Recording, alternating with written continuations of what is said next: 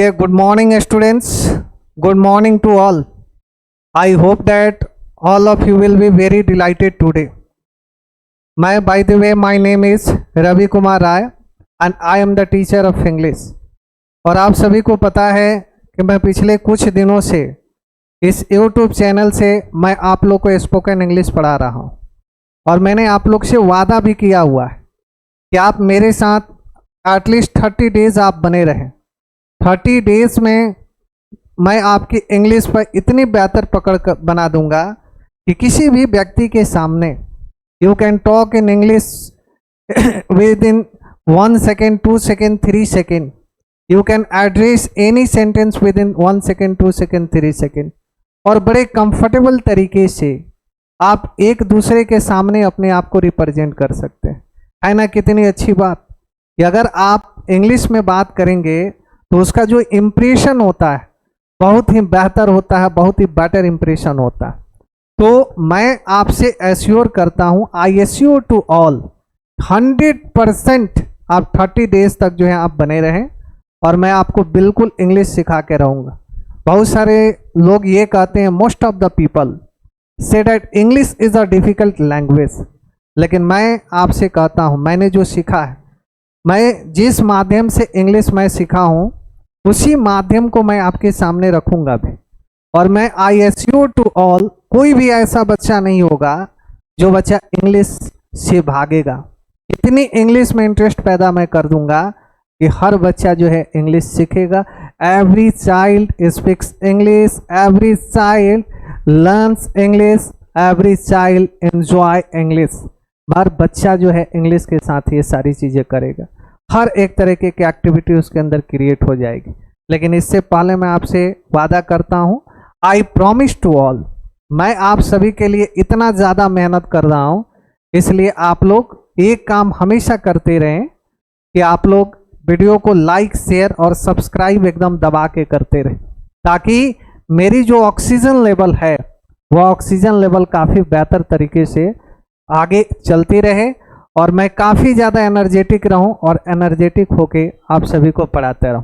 तो चलिए समय को विलम्ब न करते हुए आज हम लोग स्पोकन इंग्लिश का सेकंड वीडियो की शुरुआत करते हैं। Let us start this crucial session. मेरे प्यारे बच्चों, ये सब आप सभी क्रूशियल सेशन होने वाला है, बहुत ही महत्वपूर्ण सेशन होगा। आज के इस वीडियो में हम लोग सीखेंगे कि इनफॉर्मल इंट्रोडक्शन हम दूसरों के सामने कैसे दे सकते हैं। क्या मतलब होता है इनफॉर्मल इंट्रोडक्शन का? What is the exact meaning of informal introduction? क्या मतलब है? जैसे देखिए यहाँ आपका लिखा हुआ है देखिए मैंने आपको बताया था, अगर आप इंट्रोडक्शन की बात करते हैं तो दो तरीके का इंट्रोडक्शन होता है। एक जो है उसको हम लोग फॉर्मल कहते हैं और दूसरा जो होता है उसे दरअसल हम लोग इनफॉर्मल इंट्रोडक्शन कहते हैं। फॉर्मल में मैंने आपको क्या बताया था, जैसे मान लीजिए आपको जॉब की ज़रूरत है, you want a job in your life, उसके लिए मान लीजिए आप इंटरव्यू देने के लिए जाते हैं, तो वह जो इंट्रोडक्शन होता है वहाँ पर जो अपने आप को रिप्रेजेंट करते हैं इंटरव्यूअर्स के सामने, वह दरअसल आपका फॉर्मल इंट्रोडक्शन होता है। लेकिन आज जो हम सीखेंगे वह इनफॉर्मल है। अब सवाल यह है कि इनफॉर्मल का क्या मतलब है। तो if I want to talk about informal introduction, यदि हम इनफॉर्मल की बातें करते हैं, जैसे आप देख सकते हैं, अगर मान लीजिए कि आप स्कूल में आप अपने आप को इंट्रोड्यूस करना चाहते हैं, कॉलेज में इंट्रोड्यूस करना चाहते, पार्टी क्लास और एनीवेयर लिखा हुआ, कहीं भी अपने आप को रिप्रेजेंट करना है। जैसे मान लीजिए यू हैव रिलेटिव्स, आपके रिलेटिव्स हैं और उनके सामने आप अपने आप को रिप्रेजेंट करना चाहते हैं, तो कैसे आप रिप्रेजेंट करते हैं? इसके कुछ रूल्स एंड रेगुलेशंस है। मैंने जो सीखा है वही चीज़ आप लोग को भी मैं सिखाऊंगा। तो इसके यदि आप रूल्स एंड रेगुलेशंस को यदि फॉलो करते हैं, आप बेहतर तरीके से अपने आप को एक दूसरे के सामने आप रिप्रेजेंट कर सकते हैं। There is no any doubt and confusion in it. तो क्या है इनफॉर्मल में? अगर स्कूल में अपने आप को रिप्रेजेंट करना चाहते हैं तो वह दरअसल इनफॉर्मल तरीके से, यदि आप कॉलेज में अपने आप को इंट्रोड्यूस करना चाहते हैं तो वह दरअसल आपका इनफॉर्मल होता है। यदि आप यू ज्वाइन एनी पार्टी, यदि आप किसी पार्टी को ज्वाइन करते हैं तो वह भी दरअसल क्या होता है, आपका इनफॉर्मल होता है। यदि किसी क्लास को ज्वाइन अगर करते हैं वह भी क्या होता है, आपका इनफॉर्मल होता है। और उसमें अपने आप को जब इंट्रोड्यूस करेंगे तो that process will be known as informal process. तो उसी को हम लोग क्या कहते हैं, इनफॉर्मल कहते हैं। जैसे आप यहाँ फिगर में देख पा रहे हैं, ये सारे बच्चे कहाँ जा रहे हैं, they are going to school. ये सारे बच्चे स्कूल जा रहे हैं। यहाँ आप देख रहे हैं ये सारे बच्चे कॉलेज, ये बच्चे जो हैं कॉलेज में जा रहे हैं, they are going to their college. और ये सारे बच्चे जो हैं किसी पार्टी या फंक्शन में जो है पार्टिसिपेट हो रहे हैं। तो इस फिगर के माध्यम से आपको ये बात पता चल गई होगी कि हम कैसे इनफॉर्मल तरीके से अपने आप को रिप्रेजेंट कर सकते हैं। आगे यदि हम बातें करें तो आप देख सकते हैं जैसे इसमें कुछ पॉइंट्स होते हैं और मैंने आपको बताया था कि उन सारे पॉइंट्स पर आपकी पूरी तरीके से पकड़ होना चाहिए यदि आप अपने आप को एक दूसरे से बिल्कुल बेहतर तरीके से रिप्रेजेंट करना चाहते हैं।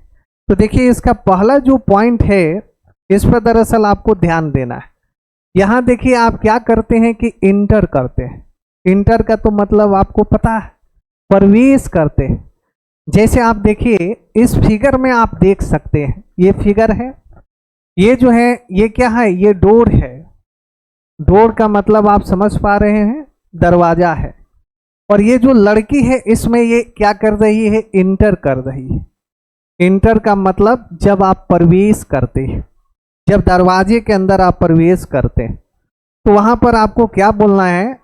तो ये दरअसल हम लोग किसके बारे में पढ़ रहे हैं, तो ये दरअसल इनफॉर्मल इंट्रोडक्शन के बारे में पढ़ रहे हैं। फॉर्मल में हम लोगों ने क्या पढ़ा था कि वहां पर दरअसल जैसे ही आप इंटर करते हैं तो वहां पर हम लोग मे आई कम इन सर का प्रयोग करते हैं। मे आई कम इन सर का हम लोग प्रयोग करते हैं। लेकिन इनफॉर्मल में कभी भी मे आई कम इन सर का प्रयोग नहीं करना है। अगर आपने कर दिया तो आपका इंप्रेशन वहीं पर खत्म हो गया। जैसे हम कहते हैं ना कि your first impression will be last impression. Are you getting my point. तो इनफॉर्मल में क्या बोलना है, आपको कैन आई कम इन बोलना है। जैसे ये लड़की जा रही है, इसने क्या बोला, तो इसने बोला कि कैन आई कम इन। इसका मतलब हुआ कि क्या मैं अंदर आ सकती हूँ, क्या मैं अंदर आ सकती हूँ। तो उधर से जवाब आएगा तो आप क्या करेंगे, अंदर आप चले जाएंगे। या दूसरा तरीका जो होगा, could I come in please भी आप कह सकते हैं। इन दोनों तरीके को आप फॉलो कर सकते हैं। अगर आपका मन करे तो आप कहे कि कैन आई कम इन, या आपका मन करे तो आप बोल सकते हैं could I come in please. ये दोनों सेंटेंस क्या होंगे, आपके बिल्कुल सही होंगे। तो खास करके मैं इनफॉर्मल की बातें मैं कर रहा हूं। तो इनफॉर्मल में जो है आपको इन दोनों सेंटेंसेस को आप यूज कर सकते हैं। और जैसे ही आप ये दोनों सेंटेंस आप यूज कर लिए तो सेकंड जो पॉइंट होता है उस सेकंड पॉइंट पर आपको ध्यान देने की जरूरत। देखिए इसका जो सेकंड जो पॉइंट है वो बड़ा इंपॉर्टेंट क्या है मेरे बच्चों, ग्रीटिंग्स एंड थैंक देम करना पड़ता है। अब ग्रीटिंग्स को आप समझिए, जैसे हम इनफॉर्मल इंट्रोडक्शन के बारे में बात कर रहे हैं, इसलिए आप क्या कर सकते हैं, हाय का आप यूज कर सकते हैं और साथ ही साथ में आप हे का भी यूज कर सकते हैं। मतलब you must use hi and hey with informal introduction. मतलब जब आप इनफॉर्मल इंट्रोडक्शन देने के लिए जा रहे हैं तो उसमें आप हाय का यूज कर सकते हैं, उसमें आप हे का यूज कर सकते हैं। और मान लीजिए कि अब समय की बात है, जैसे आपका इनफॉर्मल इंट्रोडक्शन चल रहा है तो किस समय में चल रहा है उसे हम लोग ग्रीटिंग्स कहते हैं। तो ग्रीटिंग्स पे भी हमें क्या करना होता है, उस पर विशेष रूप से फोकस करना पड़ता है। जैसे आप देखिए, अगर मान लीजिए कि सुबह के समय में आपसे मुलाकातें हुई और आपको सुबह में इनफॉर्मल इंट्रोडक्शन को आपको रिप्रेजेंट करना है, तो वहां आप कैसे रिप्रेजेंट करेंगे? तो वहां पर गुड मॉर्निंग बोलेंगे। क्या बोलेंगे? Good morning. और मान लीजिए कि शाम के समय में यदि आप इनफॉर्मल इंट्रोडक्शन देते हैं तो फिर क्या बोलेंगे यार वहां? तो वहां पर दरअसल हम लोग गुड इवनिंग का हम लोग प्रयोग करेंगे। ये बातें हमेशा याद रखें। और ग्रीटिंग्स में ये दोनों जो पॉइंट है ये बड़ा इंपॉर्टेंट पॉइंट है। इस पॉइंट को आप हमेशा जो है ध्यान रखें। पहला जो पॉइंट है कि आप हाई का भी यूज कर सकते हैं, हे का भी यूज कर सकते हैं। और दूसरा जो पॉइंट है कि पीरियड की बात करता है। जैसे मान लीजिए कि आपका सुबह के समय में अगर इंटरव्यू चल रहा है तो अभी हमने बताया गुड मॉर्निंग, और शाम के समय में यदि आपका चल रहा है तो आप क्या बोलेंगे? गुड इवनिंग बोलेंगे। और मान लीजिए कि यदि दोपहर के बाद यदि आप अपने आप को रिप्रेजेंट कर रहे हैं इनफॉर्मली तरीके से तो वहां पर क्या बोलेंगे? गुड आफ्टरनून बोलेंगे। क्या बोलेंगे? Good afternoon. तो इस ग्रीटिंग्स को आप दरअसल क्या करें, आप हमेशा अपने दिमाग में याद रखें कि क्या हमें बोलना है।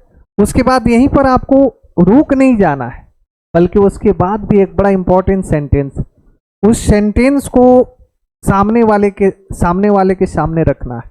जैसे सामने वाले मान लीजिए आपके रिलेटिव्स हो गए, या मान लीजिए कि आप स्कूल में हैं और वहां अपने आप को रिप्रेजेंट कर रहे हैं, तो सामने वाला कोई भी हो सकता है। मान लीजिए टीचर हो गए, आपके प्रिंसिपल हो गए, एनीबॉडी एल्स, तो उनके सामने आपको क्या बोलना है जिससे उनका जो ध्यान है वह ध्यान दरअसल वह आपके तरफ फैसिनेटेड हो जाए।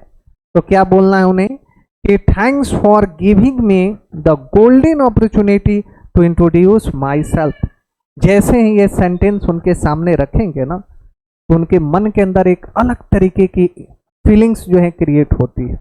अगर वो आपको सुनना भी नहीं चाहते, लेकिन जैसे ही इस सेंटेंस को आप रिप्रेजेंट करते हैं तो तुरंत जो है आपको सुनना शुरू कर देंगे और कहेंगे कि नहीं, मैं I am waiting for you, मैं आप ही की इंतजार में कर रहा था, मैं किसी दूसरे के इंतजार नहीं कर रहा था, मैं आप ही की क्या कर रहा था? I am waiting for you, मैं आप ही के इंतजार में कर रहा था।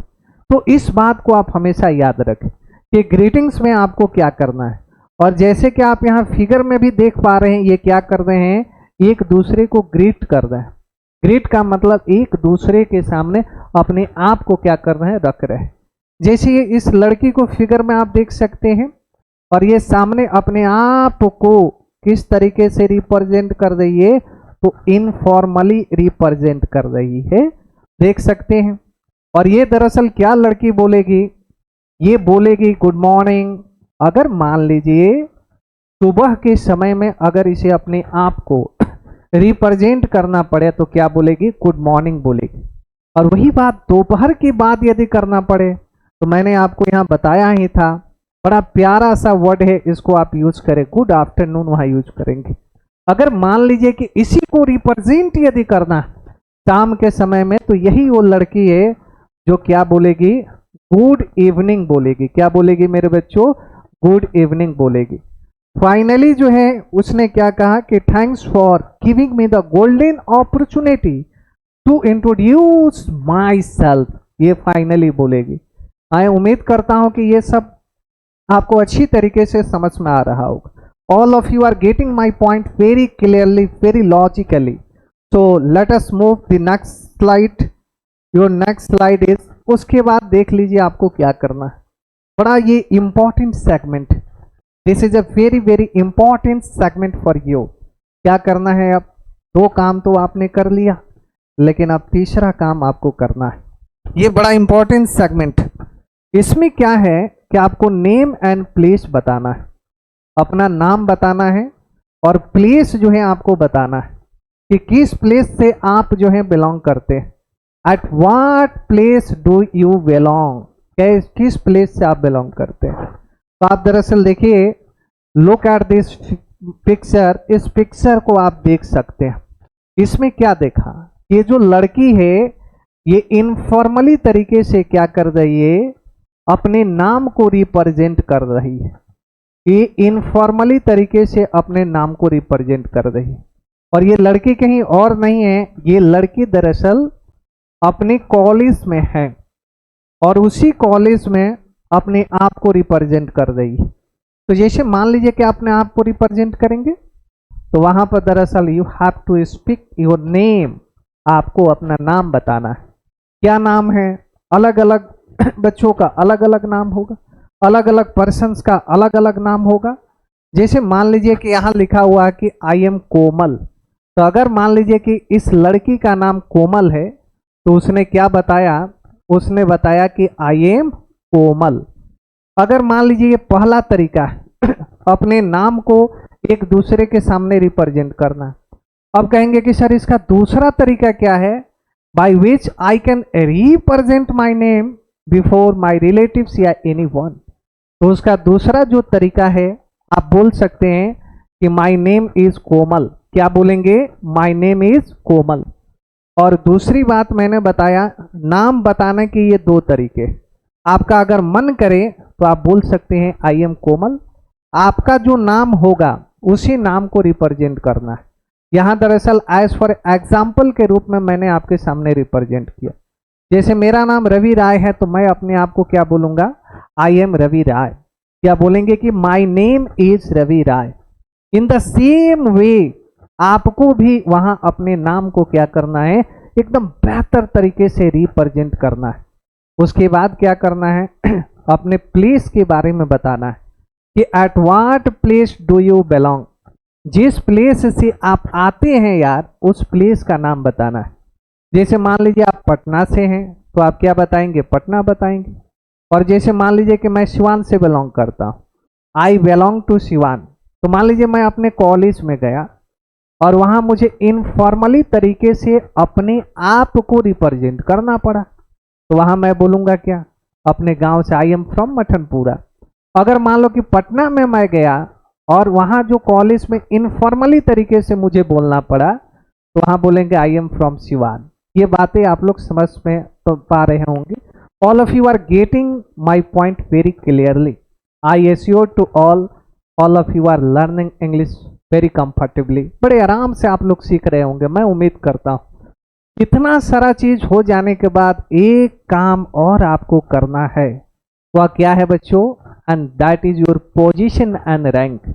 आपको अपने पोजीशन एंड रैंक के बारे में बताना है कि what is your position and rank. कहते हैं इस जिंदगी में हर इंसान की अपनी एक स्टेटस होती है और जिस इंसान का कोई स्टेटस नहीं है, there is no status in your life, उस लाइफ का कोई मतलब नहीं होता। There is no mean of that life. मेरा ऐसा मानना, आई फील लाइक दिस। तो इसलिए इस बात को आप 100% याद रखें कि जब इनफॉर्मली तरीके से आप अपने आप को जब रिप्रेजेंट करेंगे तो you have to speak about position and rank. आपको अपने पोजीशन और इसको अपने रैंक के बारे में उसको बताना है। जैसे मान लीजिए कोई लड़का है, क्लास 8 में वह पढ़ता है, he reads in class 8, this will be position for him। यह जो है उसके लिए पोजीशन होगी। तो अपना पोजीशन बता रहे हैं कि what is my status and what is my position. मेरा पोजीशन क्या है? तो अगर कोई बच्चा 9th में पढ़ता है तो this will B position for him, या उसके लिए पोजीशन होगी। अगर कोई बच्चा 11th में पढ़ता है, 12th में पढ़ता है, तो this will B position for them. इस बात को आप हमेशा याद रखें। तो पोजीशन एंड रैंक के बारे में मैं बातें कर रहा हूं। I am talking about position and rank, कि जब इनफॉर्मल तरीके से अपने आप को एक दूसरे के सामने रिप्रेजेंट करना हो तो कैसे अपने पोजीशन एंड रैंक के बारे में बात करते हैं। इस बात को आप हमेशा ध्यान में रखें। जैसे आप ये भी बोल सकते हैं, क्या बोलेंगे कि आई am topper in my school या कॉलेज। बहुत सारे बच्चे ऐसे होते हैं जो पढ़ने में काफ़ी ज़्यादा इंटेलिजेंट होते हैं, ब्रिलियंट होते हैं। Most of the students are very brilliant in their studies. अपनी पढ़ाई में बहुत ब्रिलियंट होते हैं, तो वो अपनी पोजीशन रख सकते हैं। जैसे मैं अपने कॉलेज का topper student, I was the topper student of my college. तो उस समय मैं जब इनफॉर्मली तरीके से अपने आप को रिप्रेजेंट करता था, I represented myself before the principal या any teacher in my college. तो वहां पर मैं दरअसल क्या बोलता था, I am topper in my school and college. वहां पर मैं इस सेंटेंस का मैं यूज करता था। तो अगर आप अपने स्कूल में टॉपर हैं या पढ़ने में आप काफी ज्यादा इंटेलिजेंट, तो you can use this sentence informally. आप इनफॉर्मली तरीके से इसको यूज कर सकते हैं। इनफॉर्मली क्या है, जो मैं अभी आपको बता रही हूं यार, and this will B informally, यही इनफॉर्मली। तो आप अपने पोजीशन को आप क्या कर सकते हैं, इस तरीके से उनके सामने आप रख सकते हैं, this will be your position. या आप बोल सकते हैं actually I want to be an IAS officer. आप ये भी जो है उनके सामने क्या कर सकते हैं, आप रख सकते हैं। या आप बोल सकते हैं कि my dream is to be an IAS officer. ये क्या है, इनफॉर्मली तरीके से आप क्या कर सकते हैं, आप रख सकते हैं। या इसको एक तरीके से और आप बोल सकते हैं, अगर मान लीजिए कोई आईएएस ऑफिसर है, वह रिप्रेजेंट कर रहा है, तो आप बोल सकता है कि I am N IAS officer. ये क्या है, ये उसकी स्टेटस को रिप्रेजेंट करता है, ये उसकी पोजीशन को रिप्रेजेंट करता है। ऐसा आप ना सोचें कि आईएएस ऑफिसर इनफॉर्मल तरीके से जो है अपने आप को एक दूसरे के सामने नहीं रख सकते। एनीबडी कैन रिप्रेजेंट हिमसेल्फ या हर सेल्फ बिफोर एनीवन। हर व्यक्ति अपने आप को एक दूसरे के सामने इनफॉर्मली तरीके से रख सकता है।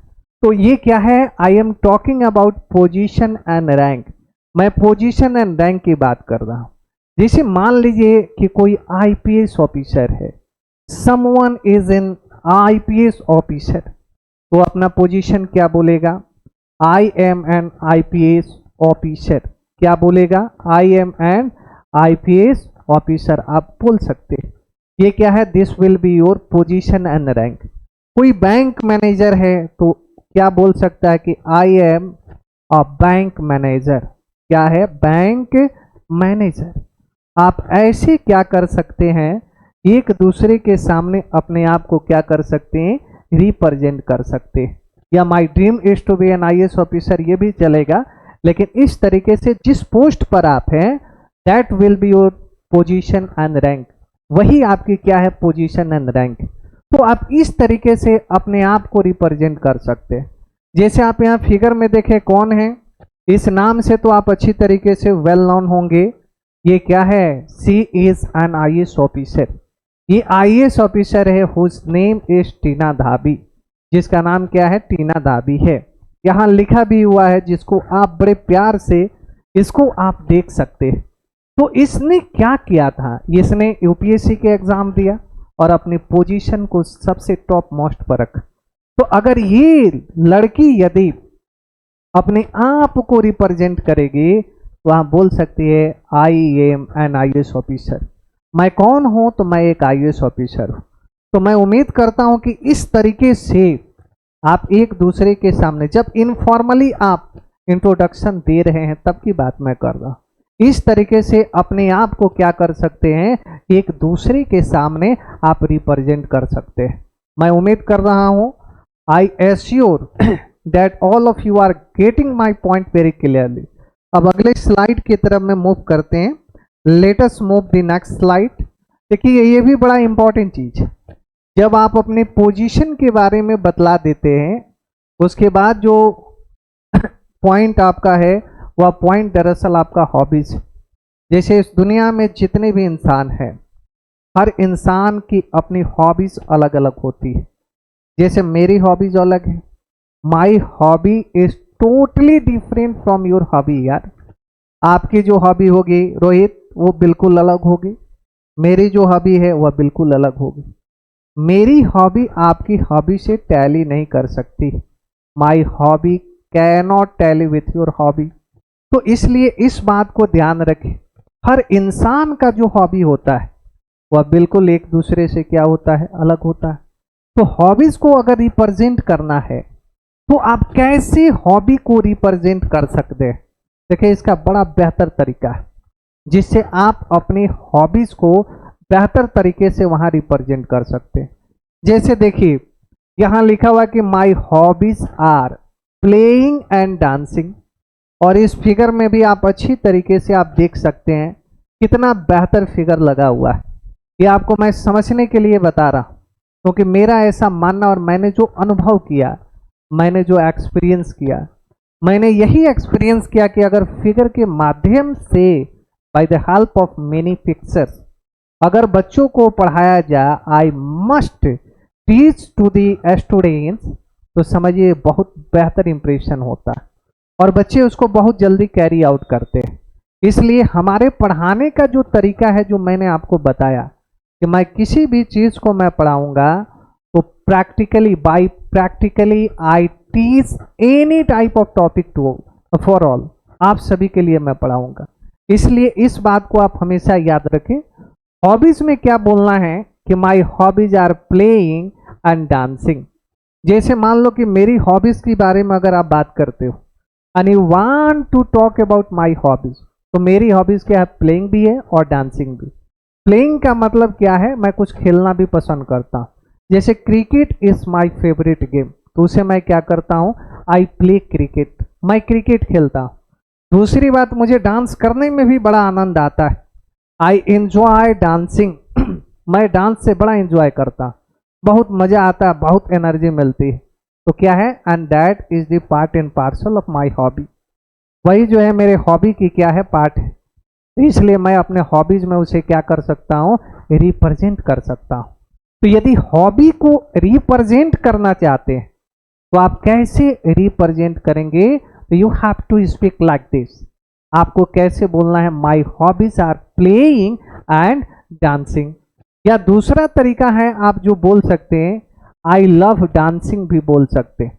अगर आपका हॉबीज डांसिंग है तो आप ऐसे भी अपने आप को रिप्रेजेंट कर सकते हैं। आप कह सकते हैं कि आई लव डांसिंग। और मैंने अभी कहा कि अगर आपका हॉबीज प्लेइंग है तो आप क्या कह सकते हैं, आई लाइक प्लेइंग भी कह सकते हैं। अगर आपको गाना गाना जो है बहुत ज़्यादा पसंद है, most of the persons like singing, बहुत सारे जो लोग हैं सिंगिंग को पसंद करते हैं, तो आप वहाँ बोल सकते हैं and you could speak their, क्या बोल सकते हैं, आई एंजॉय सिंगिंग। आप जैसे फिगर में देख रहे हैं, इस पर्सनालिटी को तो आप जानते होंगे, ये क्या है, ये दरअसल प्लेइंग कर रहा है। क्या कर रहा है, प्ले कर रहा है, खेल रहा है। समझ रहे हैं मेरी बात, ये प्लेइंग कर रहा है। यहाँ इसको आप देख रहे हैं, इस पर्सनालिटी को भी आप अच्छी तरीके से पहचानते होंगे। You are well known for this personality. ये कौन है, ये दरअसल आपकी कौन है, श्री देवी है। और ये श्री देवी क्या कर रही है, दरअसल ये डांस कर रही है। ये क्या है, ये उसका हॉबी है। अगर उससे अगर आप पूछिएगा कि व्हाट इज योर हॉबी, तो दरअसल वो आपको बताएगी, आई लव डांसिंग, मैं डांसिंग से मैं लव करता, मेरी लगाव डांसिंग के साथ में। यहाँ पर आप देखेंगे कौन है, ये दरअसल क्या है, दिस इज विराट कोहली।